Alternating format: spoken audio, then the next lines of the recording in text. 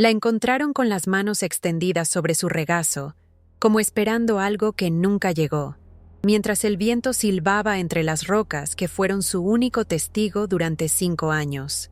El sol de abril calentaba las calles de Monterrey aquella tarde de viernes. En el apartamento 302 del edificio Constitución, en la Colonia Centro, Adriana Méndez Portillo se miraba una última vez en el espejo. Sus ojos oscuros, inquietos, recorrían su reflejo mientras ajustaba el vestido floreado que había comprado especialmente para esa ocasión. Un vestido sencillo pero favorecedor para sus 32 años y su complexión delgada. Lo combinó con una chaqueta de mezclilla, por si refrescaba en la noche. ¿Segura que vas a ir?, le había preguntado su hermano menor, Miguel, esa misma mañana cuando la vio maquillándose con más cuidado que de costumbre. Ya te dije que sí, Miki. Es solo un café, en un lugar público. No seas dramático, respondió ella sin apartar la vista del espejo. Adriana era maestra de primaria en la escuela Benito Juárez. Sus alumnos la adoraban por su paciencia infinita y su capacidad para convertir las matemáticas en algo divertido. Sus compañeros la respetaban, aunque la consideraban reservada. La maestra que habla poco pero observa mucho, la llamaba el director. Llevaba 5 años divorciada, sin hijos, viviendo sola en aquel apartamento que decoró con plantas y libros. Su vida social se limitaba a visitas dominicales a casa de su madre y salidas ocasionales con 2 amigas de la universidad. La soledad había sido una compañera constante en los últimos años. Por eso, cuando Mariana, su amiga más cercana, la convenció de crear un perfil en Tinder, Adriana cedió más por curiosidad que por convicción. Es el siglo XXI, Adri. Todo el mundo conoce gente así ahora, le había dicho Mariana mientras le ayudaba a seleccionar las fotos para su perfil, descartando aquellas donde Adriana salía demasiado seria. Pon esta donde estás sonriendo en el Parque Fundidora. ¿Te ves feliz ahí? Durante las primeras semanas, Adriana solo miraba perfiles sin atreverse a dar like, hasta que apareció él, Eduardo, 37 años, según su perfil. Ingeniero civil, recién regresado a Monterrey después de trabajar varios años en Guadalajara. En sus fotos parecía seguro de sí mismo, con una sonrisa amplia y ojos que transmitían calma. Adriana deslizó el dedo hacia la derecha, casi sin pensarlo. El match fue inmediato. Las conversaciones comenzaron casuales, sobre libros y películas. Eduardo escribía bien, sin faltas de ortografía, algo que Adriana, como maestra, valoraba enormemente. Después de 2 semanas mensajeándose diariamente, él propuso verse en persona. Hay una cafetería nueva en Barrio Antiguo. Dicen que tienen el mejor café de especialidad de la ciudad. ¿Te gustaría ir este viernes? Adriana tardó varias horas en responder. Consultó con Mariana, quien le dijo que parecía una buena idea. Solo asegúrate de que sea un lugar público y avísame cuando llegues y cuando te vayas, por si acaso, le aconsejó. La maestra finalmente aceptó. Eduardo parecía entusiasmado y le envió la ubicación exacta. Café Meridiano, en una calle empedrada del centro histórico. Y ahora, frente al espejo, Adriana se preguntaba si estaba haciendo lo correcto. A sus 32 años, sentía que debía darse una oportunidad, pero no podía evitar ese nudo en el estómago que la acompañaba desde que acordaron la cita. Tomó su bolso, un pequeño morral de cuero marrón donde guardó su celular, las llaves, algo de maquillaje y su cartera. Antes de salir, mandó un mensaje a su hermano. Voy saliendo. Te aviso cuando llegue. Miguel, de 27 años, estaba en su trabajo como técnico de sistemas en una empresa de telecomunicaciones, pero respondió casi de inmediato. Cuídate mucho. Cualquier cosa rara me llamas. La tarde avanzaba cuando Adriana tomó un Uber hacia el centro. El conductor, un hombre mayor con bigote canoso, intentó hacer conversación, pero ella solo respondió con monosílabos, absorta en sus pensamientos y en esa mezcla de expectativa y nerviosismo. El tráfico de viernes ralentizaba el avance. A través de la ventanilla, Adriana observaba a la gente caminando apresurada, parejas tomadas de la mano, familias con niños, vidas entrelazadas mientras ella iba sola a encontrarse con un desconocido. «Llegamos, señorita», anunció el conductor después de 20 minutos. El café Meridiano lucía exactamente como en las fotos que Eduardo le había enviado. Un lugar pequeño pero acogedor, con mesas de madera oscura y grandes ventanales que dejaban entrar la luz del atardecer. Adriana respiró hondo y entró. El local estaba medio lleno. Parejas conversando en voz baja, algunos solitarios trabajando en sus laptops, el aroma del café recién molido impregnando el ambiente. Buscó con la mirada a alguien que pudiera ser Eduardo, pero no reconoció a nadie. Eligió una mesa cerca de la ventana y envió un mensaje. «Ya estoy aquí, en una mesa junto a la ventana. Llevo un vestido floreado y chaqueta de mezclilla». Mientras esperaba, pidió un capuchino. Sus dedos tamborileaban sobre la mesa al ritmo de la música ambiental. Cada vez que se abría la puerta, giraba la cabeza con expectación. Pasaron 20 minutos. El capuchino estaba a la mitad y comenzaba a enfriarse. Eduardo no aparecía ni respondía a los mensajes. Adriana empezó a sentirse incómoda. ¿La habría dejado plantada? ¿Se habría equivocado de lugar? Finalmente, su teléfono vibró. Un mensaje de Eduardo. «Perdón por la demora. Estoy llegando. Tuve un contratiempo con el auto». El alivio duró poco. 10 minutos más tarde, cuando la puerta se abrió de nuevo, entró un hombre que recorrió el lugar con la mirada hasta posarla en ella. Adriana sintió una punzada de decepción. No se parecía mucho a las fotos del perfil. Era más delgado, con entradas pronunciadas en el cabello, y una expresión que no transmitía la misma calidez que había visto en Tinder. «¿Adriana?», preguntó acercándose a su mesa. «¿Sí? ¿Eduardo?», respondió ella disimulando su desconcierto. «El mismo», sonrió él, extendiendo su mano. «Perdón por hacerte esperar». «El tráfico está imposible». Había algo en su forma de hablar, en cómo sus ojos no la miraban directamente, que encendió una pequeña alarma en la mente de Adriana. Pero la maestra, educada como era, sonrió y le indicó que se sentara. La conversación fluyó de manera extraña. Eduardo parecía saber mucho sobre ella, detalles que Adriana no recordaba haber mencionado en sus chats. Cuando ella lo interrogó sobre su trabajo como ingeniero, él respondió con generalidades, cambiando rápidamente de tema. «¿No te gustaría ir a un lugar más tranquilo?», sugirió él después de apenas 30 minutos. «Conozco un restaurante cerca de aquí con una terraza increíble. Podríamos ver el atardecer». Adriana dudó. Esto no era lo acordado. Habían quedado para un café, nada más. «Prefiero quedarme aquí», respondió con firmeza. «Otro día podemos ir a ese restaurante quizás». Eduardo insistió 2 veces más, cada vez con mayor énfasis. Su sonrisa inicial se había transformado en un gesto rígido. Adriana sacó disimuladamente su teléfono y lo puso sobre la mesa, como recordatorio silencioso de que estaba conectada con el mundo exterior. «Voy al baño un momento», dijo ella, necesitando un respiro. En el pequeño y pulcro baño del café, Adriana se miró al espejo. El maquillaje seguía intacto, pero sus ojos reflejaban inquietud. Tomó su teléfono y envió un mensaje rápido a Miguel. «La cita no va bien. Él es extraño. Me voy en 10 minutos». La respuesta llegó de inmediato. «¿Quieres que vaya por ti?». «No hace falta. Tomaré un Uber», escribió ella. Cuando regresó a la mesa, Eduardo había pagado la cuenta y sostenía su chaqueta. «Te acompaño afuera», dijo él con un tono que no admitía réplica. En la acera, frente al café, la noche ya había caído sobre Monterrey. Las luces de los locales cercanos creaban pequeños oasis de claridad en la penumbra. Eduardo se mantenía demasiado cerca, invadiendo su espacio personal.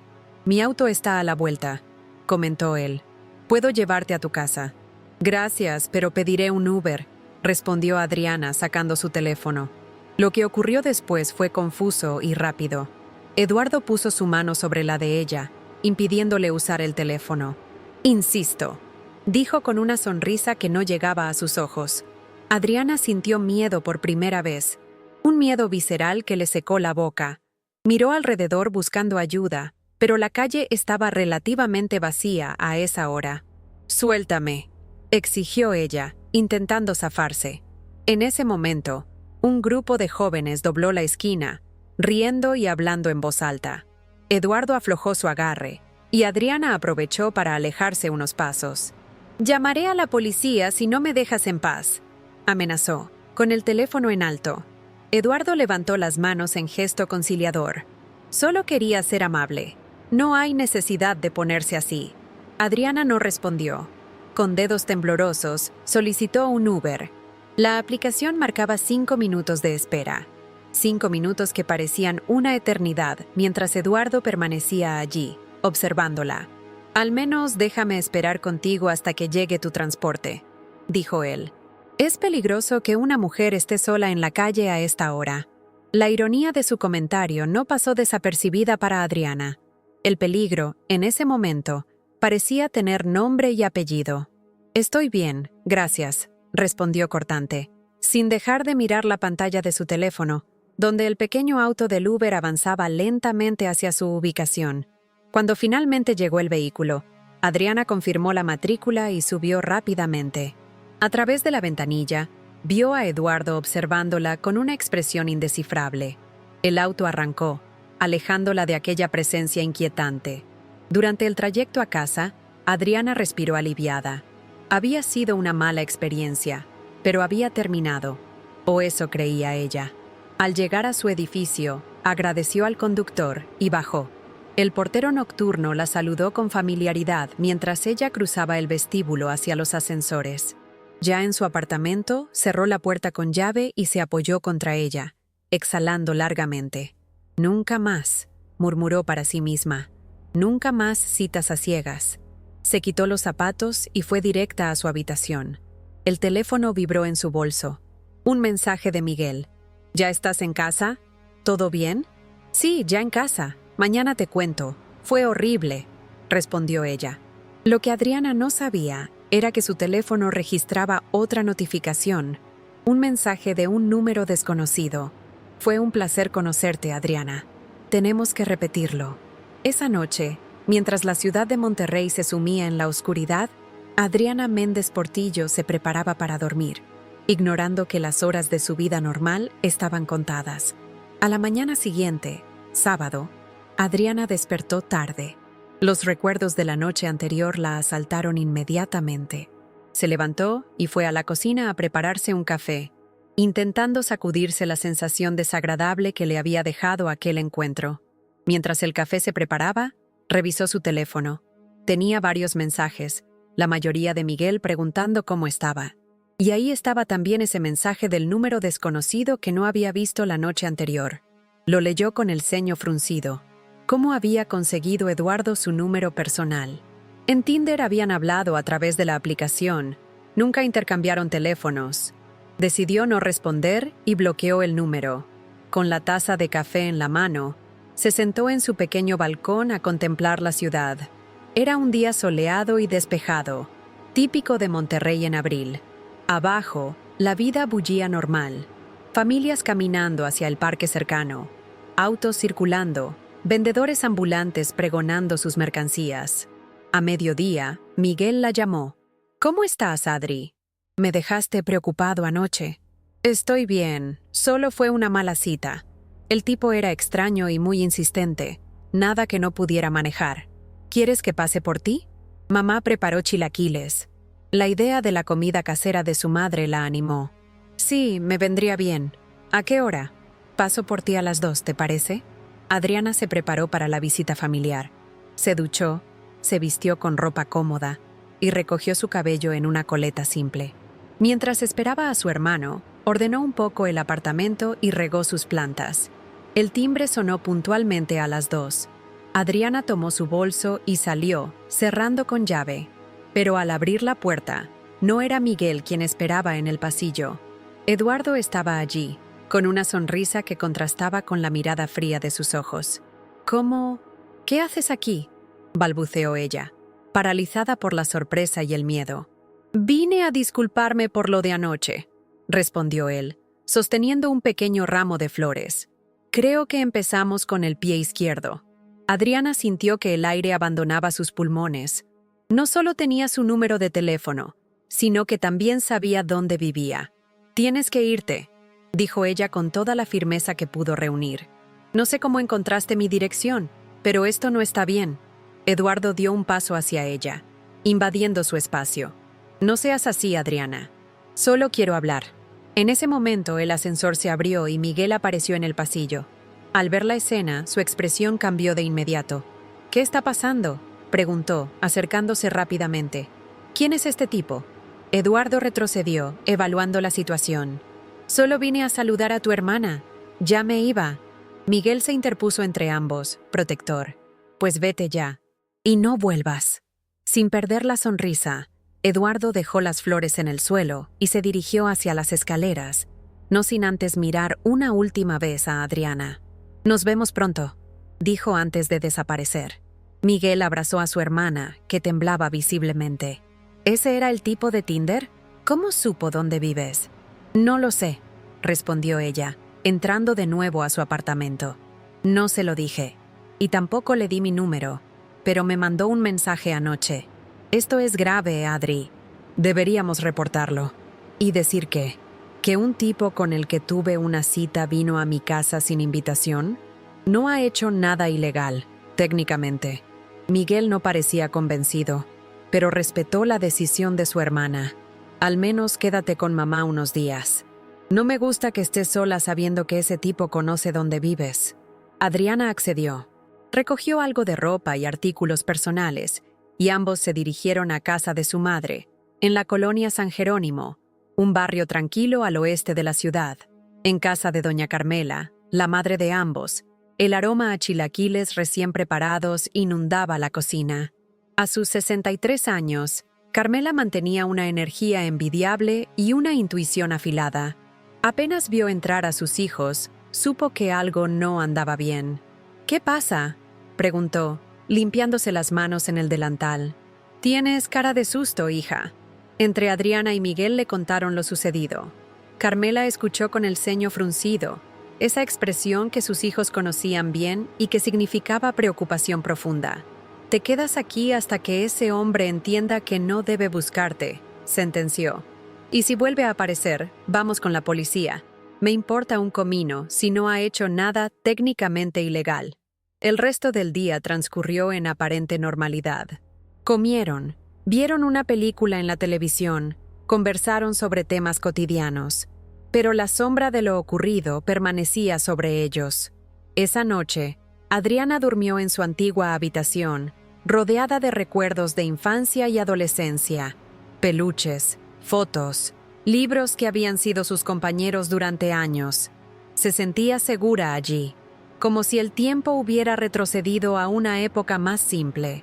El domingo pasó sin sobresaltos. Adriana decidió que el lunes regresaría a su rutina normal. Tenía clases que impartir, niños que dependían de ella. No puedo esconderme para siempre, le dijo a su familia.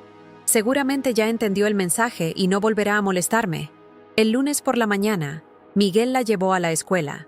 Te recogeré a la salida, insistió, y ella no se opuso. La jornada escolar transcurrió con normalidad. Sus alumnos de 4º grado estaban especialmente parlanchines ese día, contándole sus aventuras del fin de semana. La normalidad de la rutina fue un bálsamo para Adriana. A la hora de la salida, mientras esperaba a Miguel en la puerta de la escuela, notó un auto estacionado al otro lado de la calle. No podía ver quién conducía debido a los vidrios polarizados, pero una sensación de inquietud se instaló en su pecho. Cuando Miguel llegó, el auto arrancó y se alejó lentamente. ¿Viste ese coche?, preguntó Adriana, señalando. ¿Cuál?, respondió Miguel, que acababa de llegar y no había prestado atención. Nada, olvídalo. Durante los días siguientes, Adriana comenzó a notar pequeños detalles perturbadores. Creía ver a Eduardo en diferentes lugares, en la cafetería frente a la escuela, en el supermercado donde hacía sus compras. Incluso le pareció verlo una vez en el parque cercano a casa de su madre. El jueves de esa semana, al terminar las clases, Adriana encontró una rosa roja sobre el parabrisas de su auto en el estacionamiento de la escuela. No había nota, no hacía falta. El mensaje era claro. Esa noche, después de cenar con su madre y su hermano, Adriana tomó una decisión. Voy a denunciarlo. Esto ya es acoso.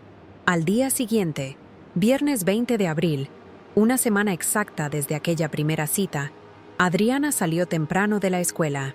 Había pedido permiso para ausentarse las últimas horas, explicando que tenía un asunto personal urgente. Su plan era ir a la comisaría más cercana a presentar una denuncia formal. Miguel no podía acompañarla por un compromiso laboral impostergable, pero insistió en que tomara un taxi en lugar de usar su auto. «Y avísame apenas termines», le dijo por teléfono. «Lo haré», prometió ella. «No te preocupes tanto, estaré bien». Esas fueron las últimas palabras que Miguel escuchó de su hermana. Adriana Méndez Portillo nunca llegó a la comisaría. Su teléfono comenzó a dar tono de apagado pocas horas después. Su auto apareció estacionado a pocas cuadras de la escuela, cerrado y sin signos de violencia. La denuncia por desaparición se presentó esa misma noche. La búsqueda comenzó de inmediato, pero sin resultados. Las cámaras de seguridad de la zona no captaron nada útil. No hubo testigos. No hubo rastros. Eduardo, si ese era realmente su nombre, se esfumó tan misteriosamente como había aparecido. El perfil de Tinder fue eliminado. El número desde el que había contactado a Adriana resultó ser de un teléfono prepago imposible de rastrear. Los días se convirtieron en semanas, las semanas en meses, los meses en años. La búsqueda nunca cesó completamente, pero la intensidad disminuyó con el paso del tiempo. El caso de Adriana se convirtió en uno más de los miles de expedientes de personas desaparecidas en México. Miguel dejó su trabajo para dedicarse por completo a buscar a su hermana. Recorrió hospitales, morgues, albergues. Pegó carteles con su foto en cada poste de luz, en cada estación de autobús, en cada plaza. Doña Carmela envejeció prematuramente, el dolor tallando surcos profundos en su rostro. Y así, entre la desesperanza y la obstinación, transcurrieron 5 años. Hasta que el 17 de septiembre de 2023, Raúl Mendoza, un excursionista experimentado de 45 años, decidió explorar una zona poco transitada de la Sierra Madre Oriental, a unos 70 kilómetros de Monterrey. La mañana era clara y fresca cuando Raúl emprendió su caminata solitaria. Le gustaba el silencio de la montaña, tan diferente del ruido constante de la ciudad. Llevaba varias horas de ascenso cuando, al bordear una formación rocosa, la vio. Una mujer sentada sobre una roca plana, inmóvil, con la mirada perdida en el horizonte. Llevaba un vestido floreado desgastado por la intemperie y una chaqueta de mezclilla descolorida. Su cabello largo y enredado se movía suavemente con la brisa. Raúl se detuvo, confundido.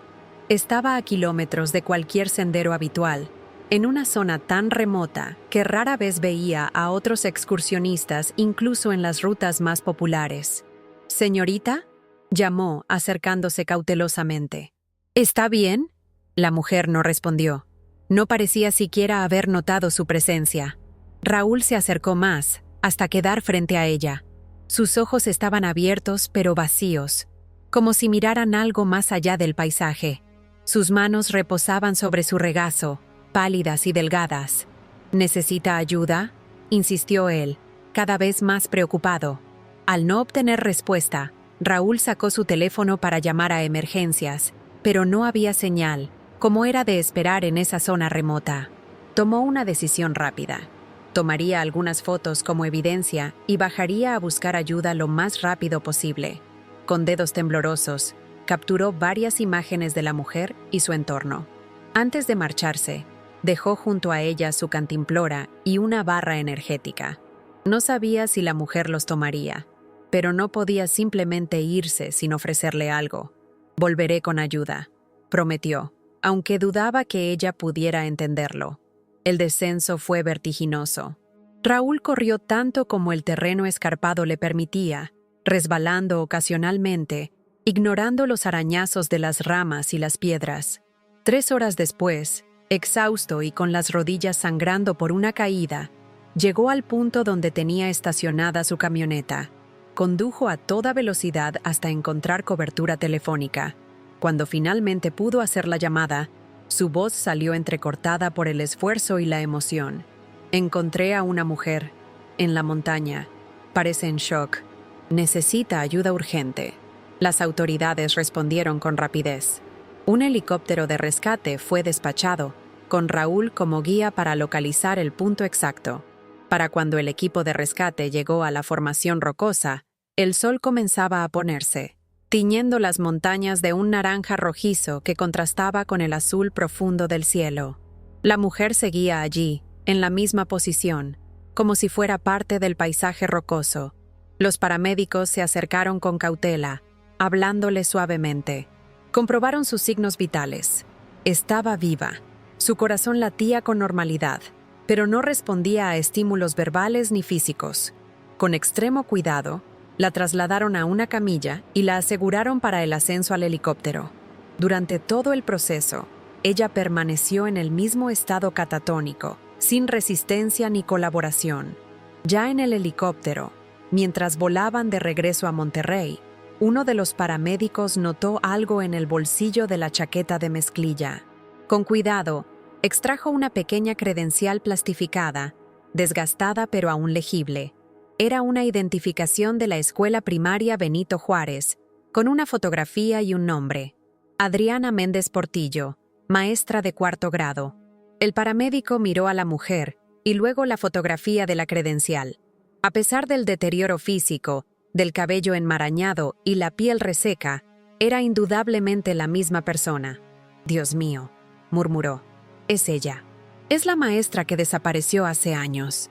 Mientras el helicóptero sobrevolaba las montañas rumbo a la ciudad, llevando a Adriana de regreso al mundo del que había sido arrancada 5 años atrás, el sol terminó de ocultarse, sumiendo la sierra en una oscuridad profunda, donde los secretos de lo ocurrido parecían disolverse como sombras.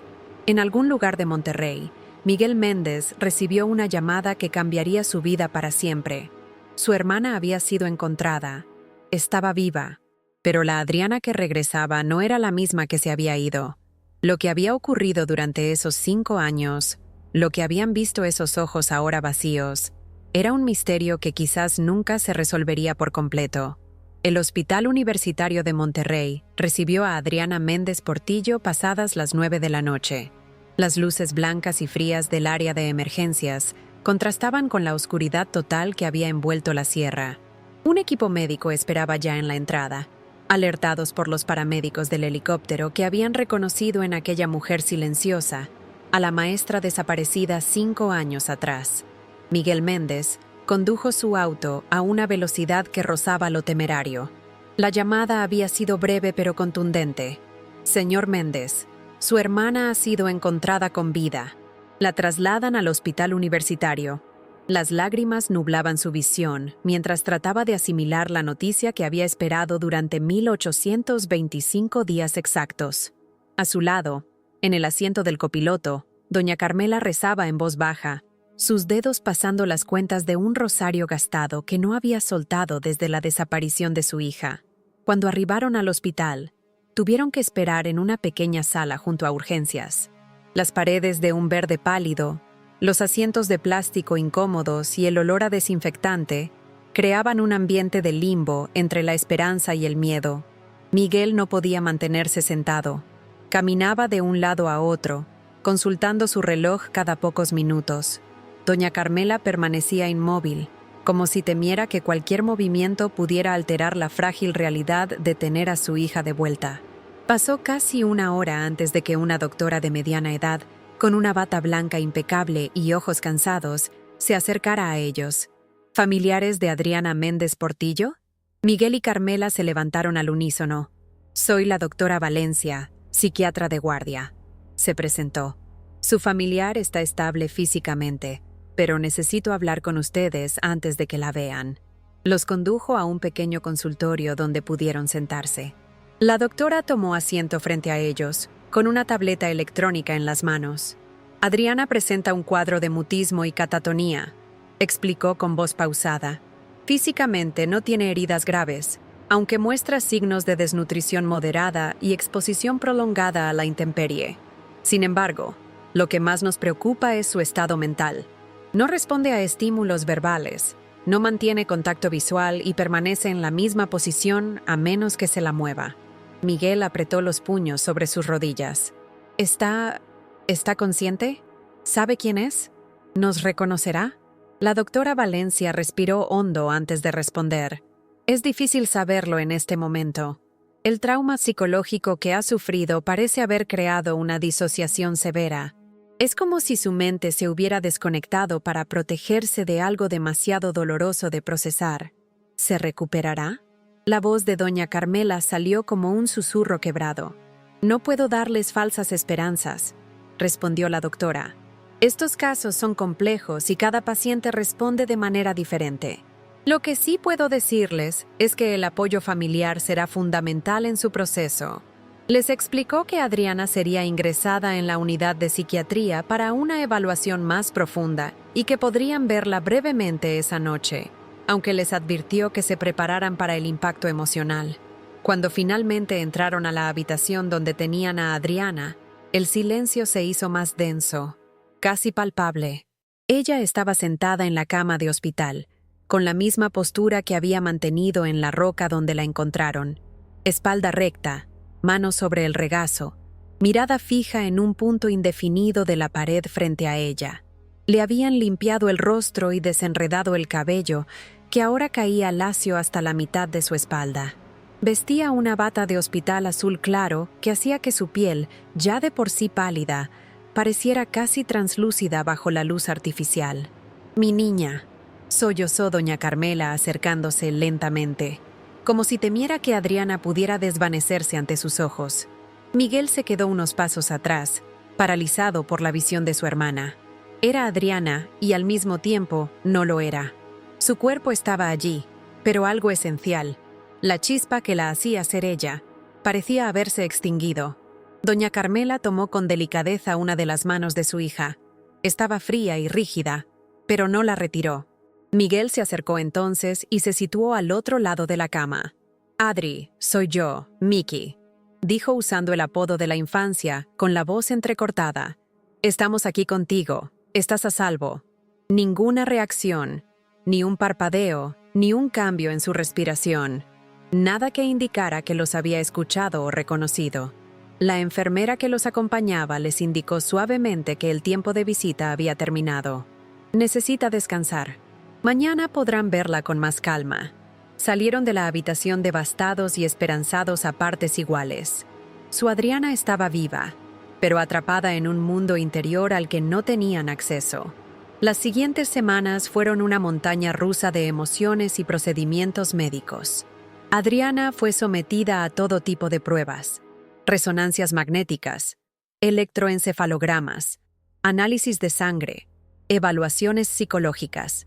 Los resultados físicos mostraban a una mujer sorprendentemente saludable considerando las circunstancias. No había signos de abuso sexual, ni fracturas antiguas, ni cicatrices significativas aparte de las esperables por vivir a la intemperie. Pero su mente seguía siendo un enigma cerrado. El caso captó rápidamente la atención de los medios locales y pronto escaló a nivel nacional. «Maestra encontrada viva 5 años después de su desaparición», titulaban los periódicos. «El misterio de la mujer de la montaña», anunciaban los noticieros televisivos.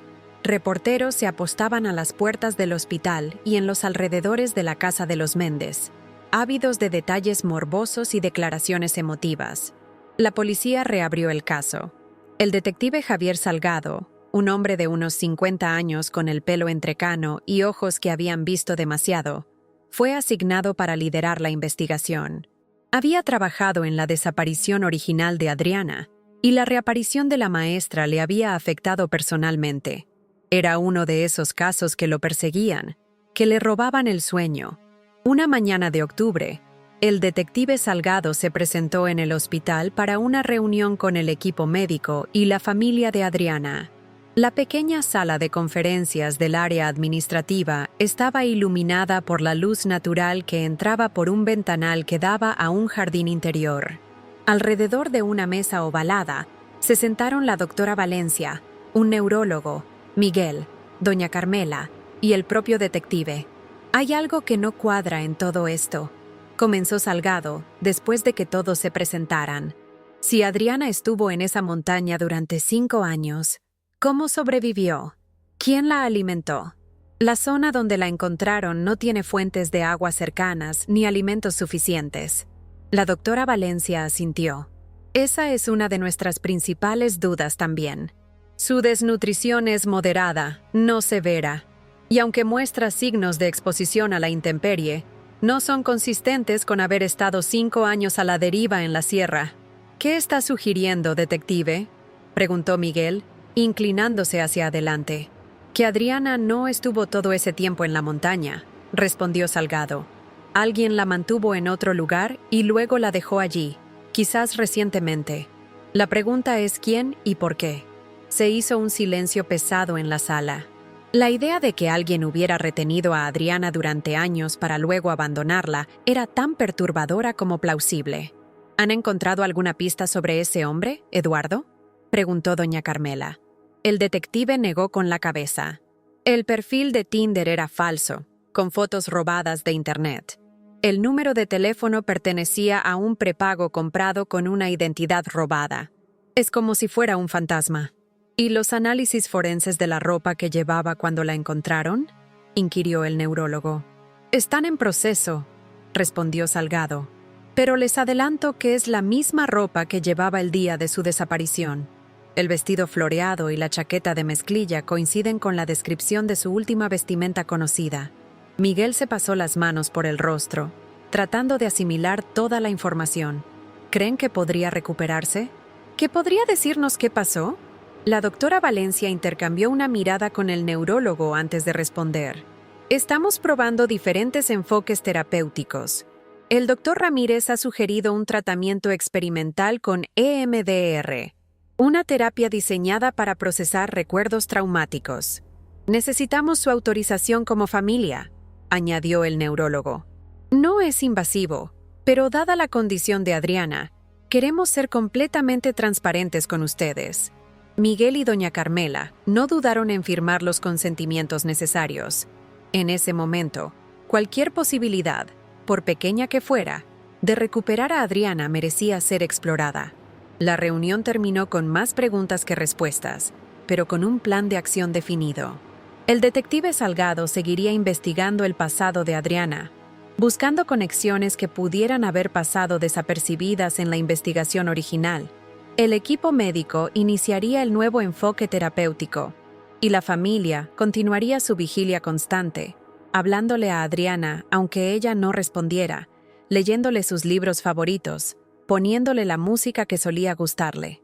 Mientras tanto, en la comunidad, el caso despertaba todo tipo de teorías, desde aquellas que involucraban redes de trata de personas hasta las que sugerían abducciones extraterrestres o experiencias místicas en la montaña.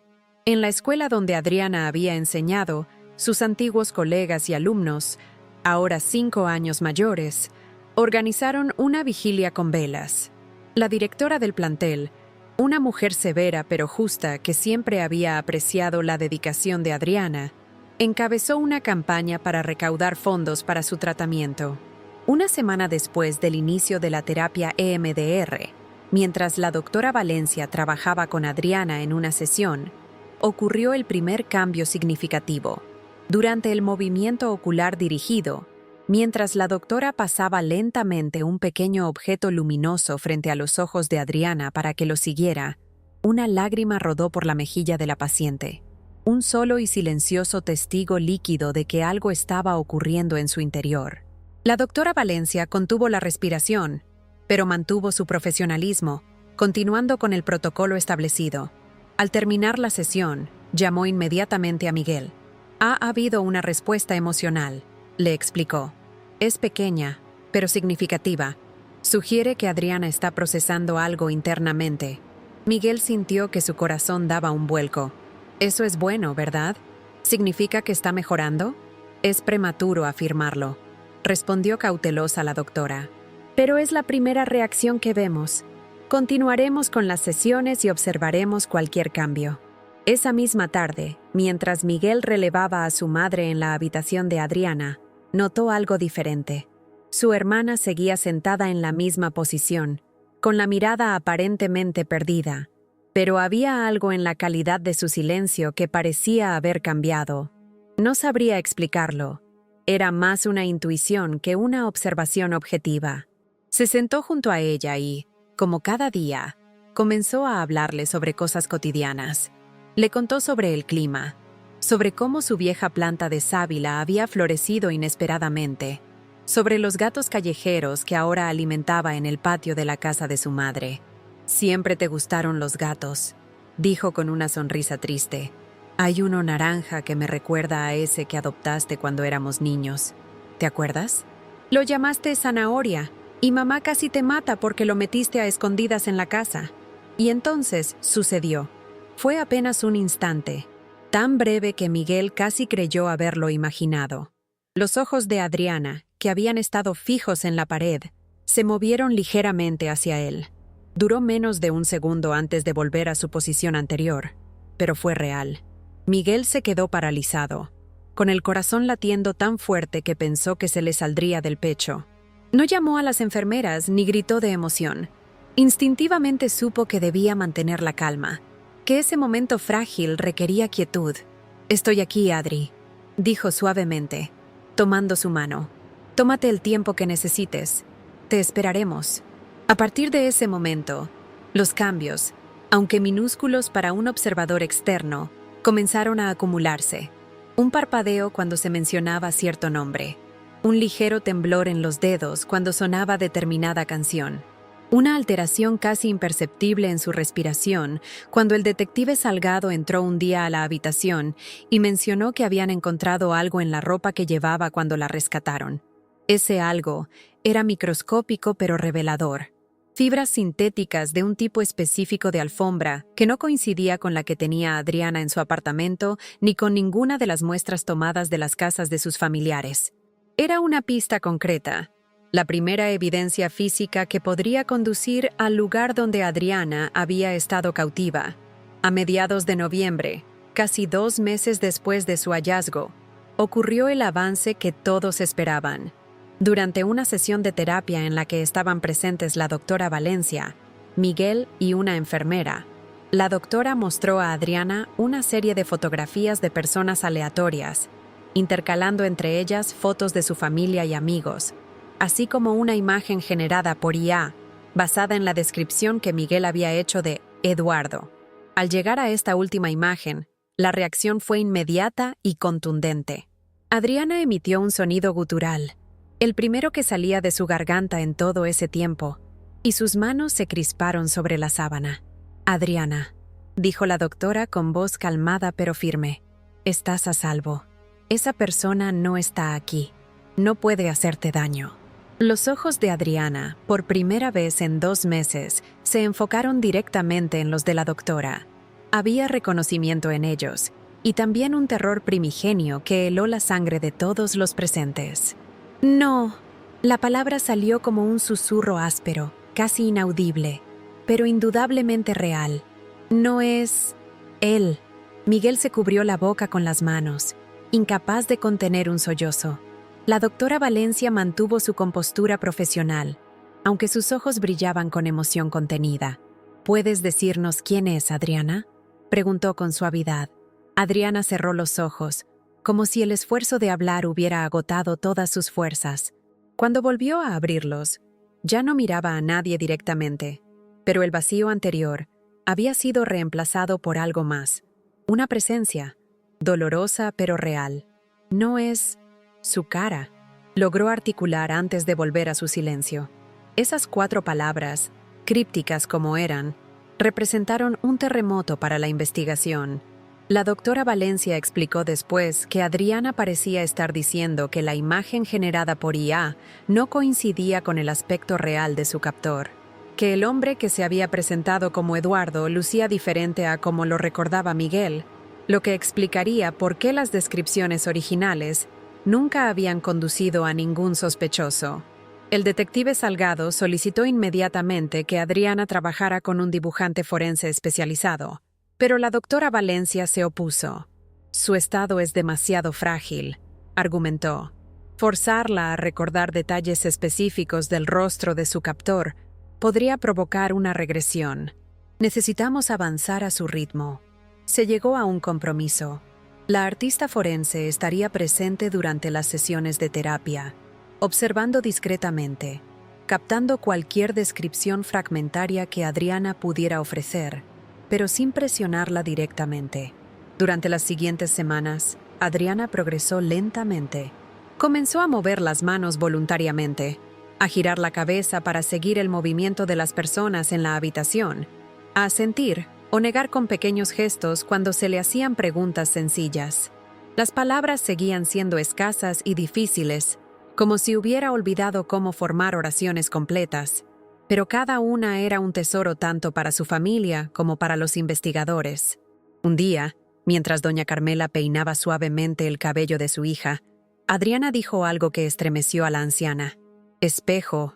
Roto». Doña Carmela detuvo el cepillo en el aire. «¿Qué dijiste, mi niña?» «Espejo. Roto», repitió Adriana, esta vez con más claridad. «Me veía todos los días». La anciana llamó inmediatamente a la enfermera, quien a su vez contactó con la doctora Valencia y el detective Salgado. Ambos llegaron al hospital en tiempo récord. Con extrema delicadeza, la doctora intentó que Adriana elaborara sobre esas palabras. ¿Puedes contarnos más sobre ese espejo, Adriana? La respuesta llegó entrecortada, con largas pausas entre las palabras, como si cada una requiriera un esfuerzo enorme para ser extraída de su mente. Grande, de pared a pared, pero rajado en medio, como una telaraña. ¿Y dónde estaba ese espejo?, preguntó el detective, manteniendo un tono conversacional para no presionarla. Adriana cerró los ojos. Su respiración se aceleró ligeramente. Habitación blanca, siempre luz, sin ventanas. ¿Estabas sola en esa habitación? La voz de la doctora era suave pero clara. Un silencio que pareció eterno. Luego, casi inaudible, él miraba.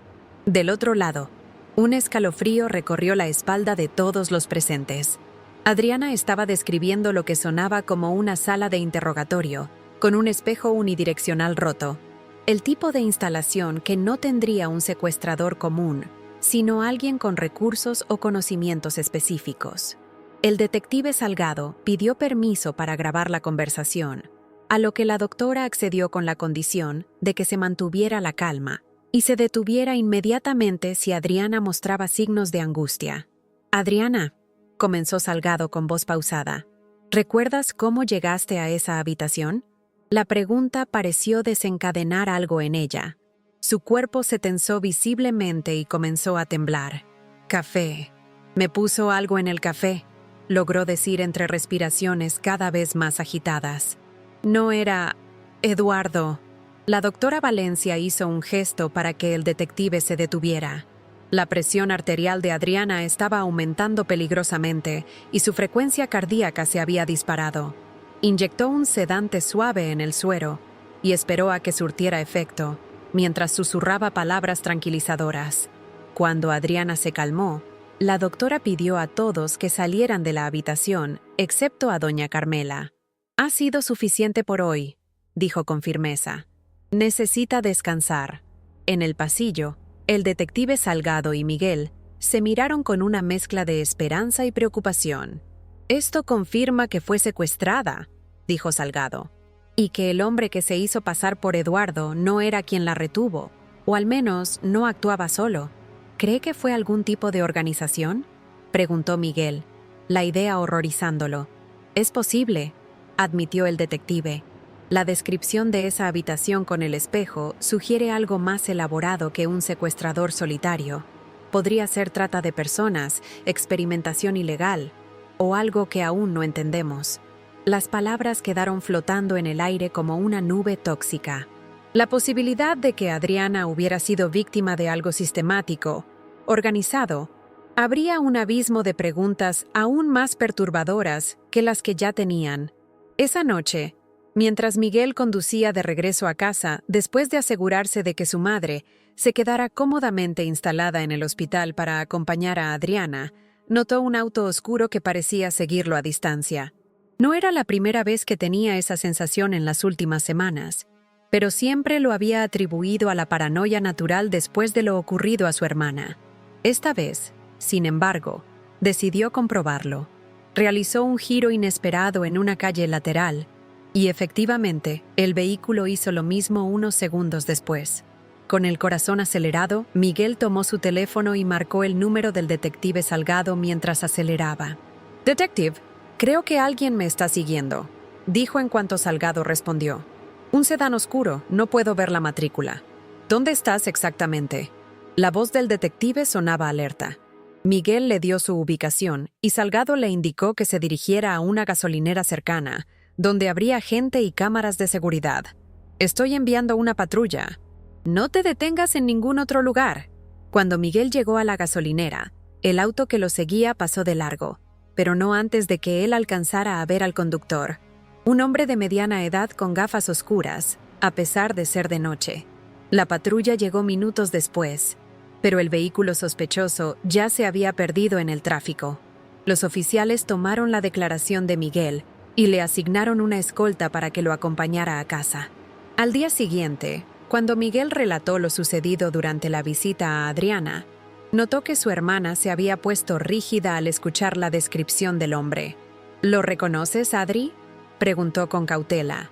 Ella no respondió verbalmente, pero su lenguaje corporal fue inequívoco. Conocía a ese hombre. La doctora Valencia, presente durante la conversación, intervino suavemente.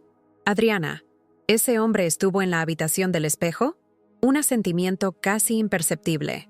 El detective Salgado, que también había acudido al hospital tras recibir el informe del incidente, sacó su teléfono y mostró a Adriana una foto del automóvil que había logrado captar una de las cámaras de la gasolinera. «¿Reconoces este vehículo?». Otro asentimiento, esta vez más decidido. «Esto cambia todo», dijo Salgado con gravedad. «Si están vigilando a tu familia, significa que saben que Adriana está hablando. Y eso los hace peligrosos». Se organizó inmediatamente un operativo de protección. Se asignaron oficiales de civil para vigilar el hospital, la casa de doña Carmela y los alrededores. El detective solicitó que se revisaran todas las cámaras de tráfico de la ciudad en busca del vehículo identificado. Mientras tanto, la artista forense había estado trabajando silenciosamente con los fragmentos de descripción que Adriana había proporcionado. 3 días después del incidente del auto, presentó un boceto preliminar del hombre del espejo.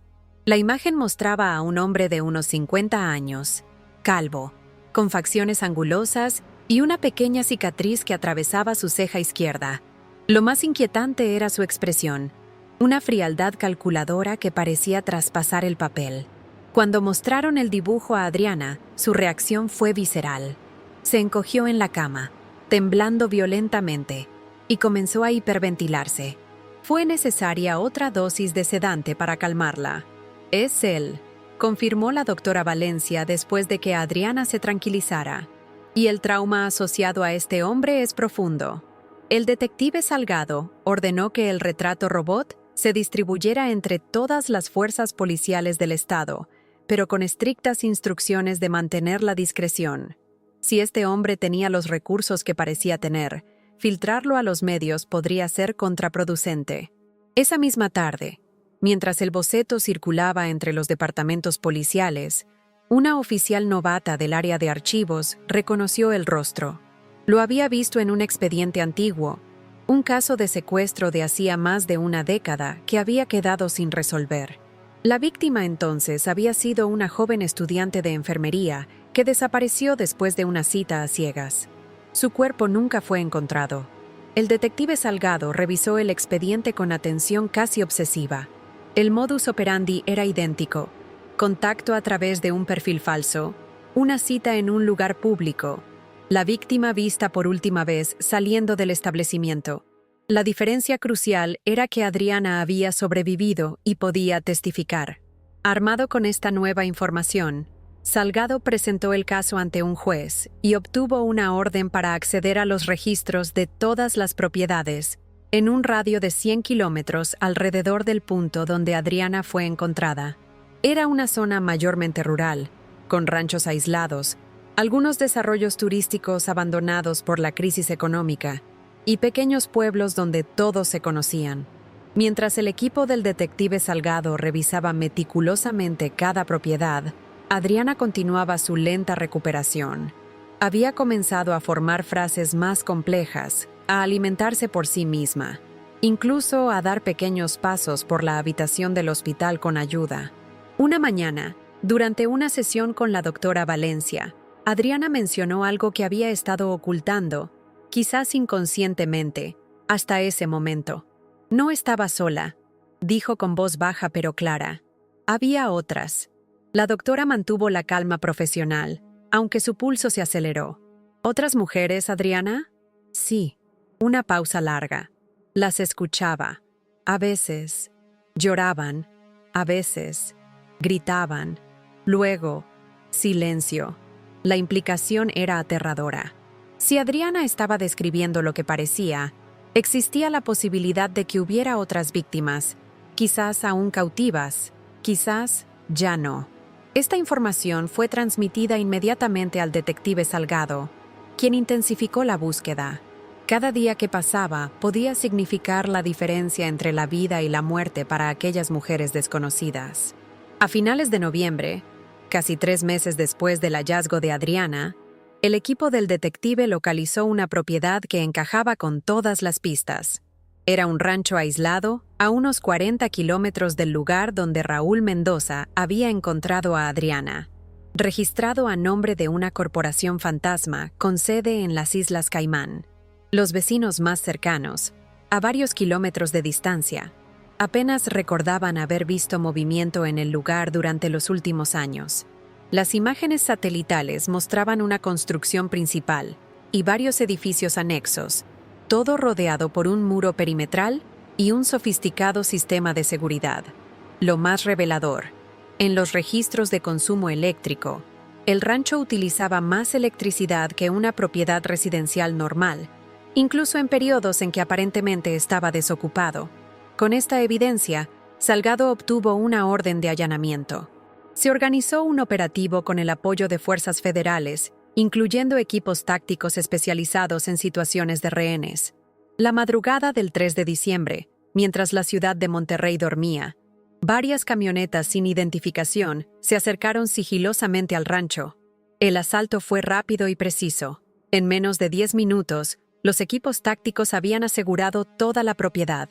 Lo que encontraron confirmó sus peores temores y superó incluso las descripciones fragmentarias de Adriana. Bajo la casa principal, accesible a través de una puerta oculta en lo que parecía ser una bodega de vinos, había un complejo subterráneo con varias habitaciones. Cada una estaba equipada exactamente como Adriana había descrito. Paredes blancas, iluminación constante, grandes espejos unidireccionales, algunos efectivamente agrietados, y cámaras de vigilancia. 3 de las habitaciones estaban ocupadas. En ellas encontraron a 3 mujeres en diversos estados de catatonia, similar al de Adriana cuando fue hallada. Todas habían sido reportadas como desaparecidas en los últimos 7 años, la más reciente apenas 6 meses atrás. No encontraron al hombre del dibujo ni a ningún otro sospechoso. El lugar parecía haber sido evacuado con prisa. Equipos electrónicos arrancados de las paredes, documentos quemados en una chimenea improvisada, vehículos aparentemente abandonados a medio camino entre el rancho y la carretera principal. La noticia del operativo se filtró a los medios antes de lo previsto. Para el amanecer, helicópteros de los noticieros sobrevolaban la zona y reporteros transmitían en vivo desde el perímetro establecido por la policía. Las redes sociales explotaron con especulaciones, teorías conspirativas y, lo más perturbador, mensajes de otras familias preguntándose si sus seres queridos desaparecidos podrían estar entre los rescatados o los aún no encontrados. En el hospital, la doctora Valencia se vio obligada a aumentar la seguridad alrededor de Adriana. A pesar de los esfuerzos por mantener su identidad protegida, su caso era demasiado conocido como para pasar desapercibido en medio de este nuevo desarrollo. Cuando Miguel y doña Carmela llegaron esa mañana para su visita habitual, se encontraron con periodistas acampando en la entrada del hospital y policías adicionales en el pasillo que conducía a la habitación de Adriana. ¿Qué está pasando?, preguntó Miguel al detective Salgado, que había acudido personalmente para actualizar a la familia. El detective los condujo a una pequeña sala de reuniones y les explicó la situación, omitiendo los detalles más perturbadores, pero siendo honesto sobre la magnitud de lo descubierto. Creemos que Adriana fue víctima de una red organizada de secuestros, concluyó. No sabemos aún con qué propósito, pero el nivel de sofisticación sugiere algo más complejo que un secuestrador ocasional. ¿Y las otras mujeres?, preguntó doña Carmela, su voz apenas un susurro. Están siendo atendidas. Sus familias han sido notificadas. Es similar a lo de Adriana. El mismo estado catatónico, la misma desconexión. Miguel se cubrió el rostro con las manos. ¿Quién podría hacer algo así?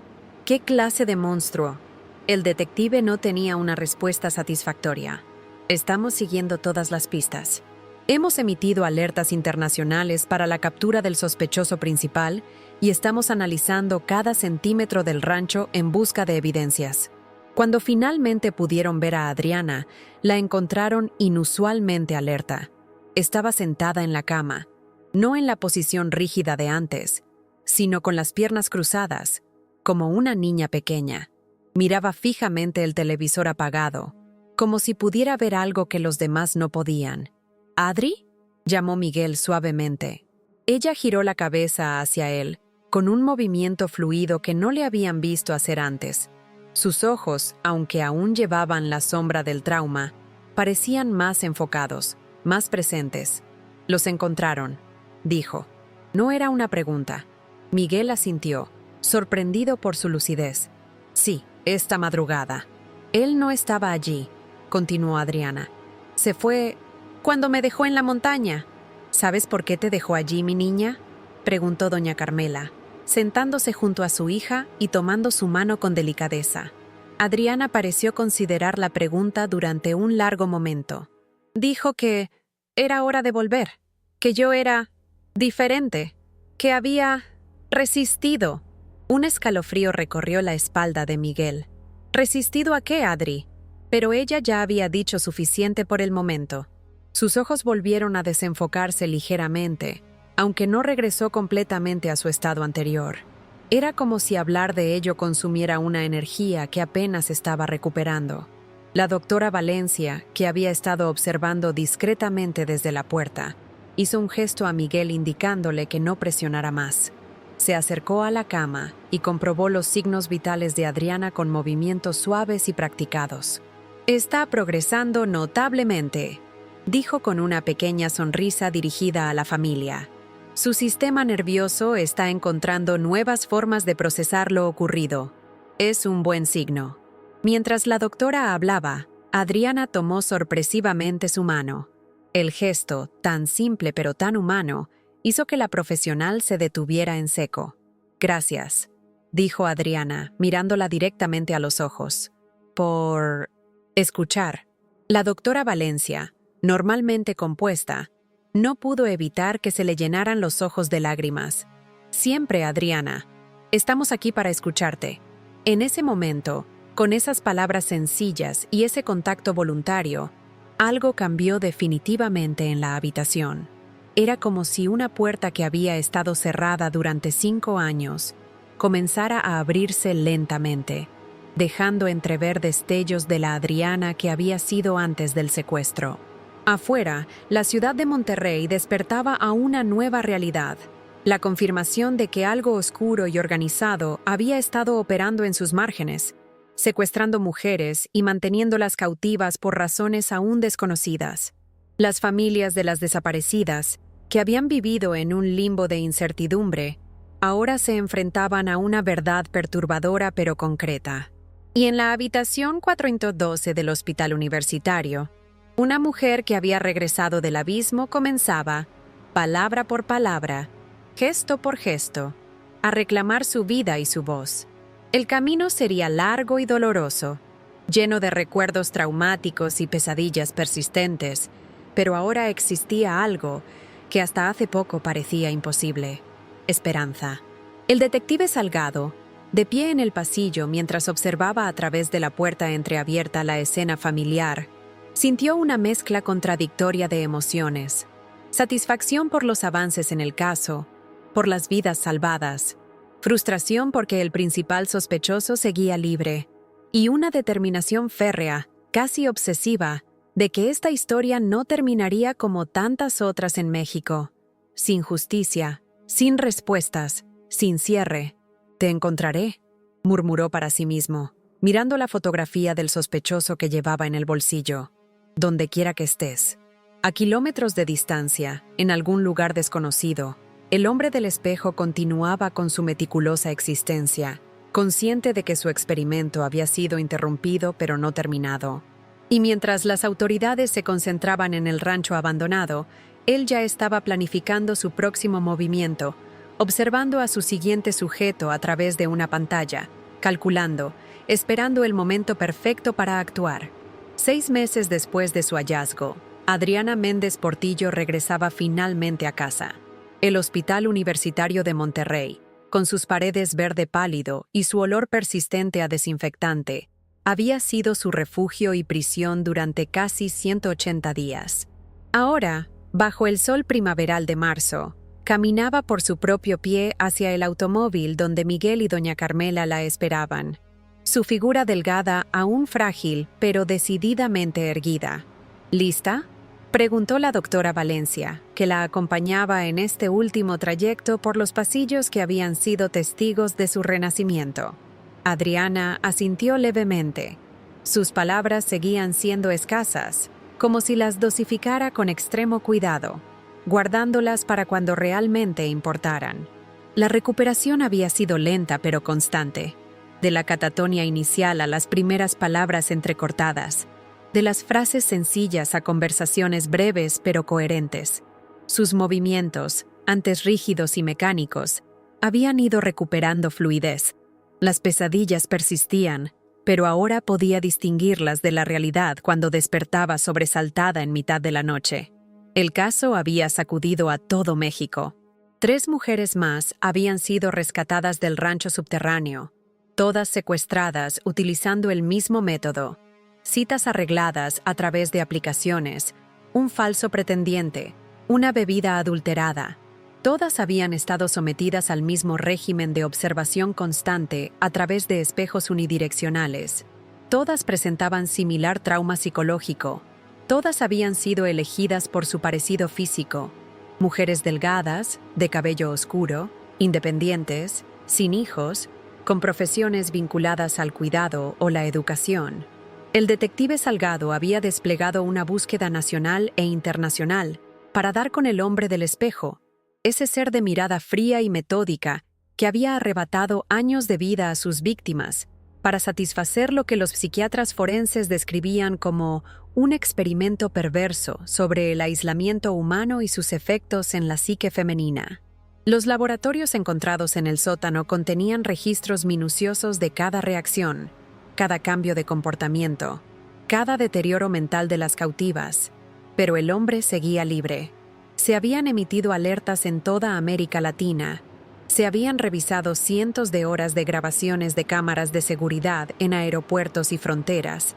Se habían entrevistado a decenas de posibles testigos. Nada, como si se hubiera desvanecido en el aire tóxico de su propia maldad. «Mi mamá preparó tu recámara exactamente como la tenías antes», comentó Miguel mientras conducía por las calles de Monterrey hacia la casa familiar, donde Adriana viviría por tiempo indefinido. No mencionó que también habían instalado un sofisticado sistema de seguridad o que un policía de civil vigilaría la casa día y noche. En el asiento trasero, Adriana miraba por la ventanilla el mundo exterior que le había sido arrebatado durante 5 años. La ciudad había cambiado. Nuevos edificios, tiendas diferentes, rostros desconocidos. Ella también había cambiado, pero de formas que no podían verse a simple vista. Una semana después de su regreso a casa, mientras Adriana se adaptaba lentamente a la rutina familiar, el detective Salgado se presentó con una carpeta bajo el brazo. Su rostro, normalmente impasible, mostraba signos inequívocos de agitación. «Encontramos algo», dijo sin preámbulos una vez que estuvieron sentados en la sala. O más bien, alguien nos encontró a nosotros. Abrió la carpeta y extrajo una fotografía. Era la imagen de un hombre de unos 60 años, elegantemente vestido, en lo que parecía ser una conferencia académica.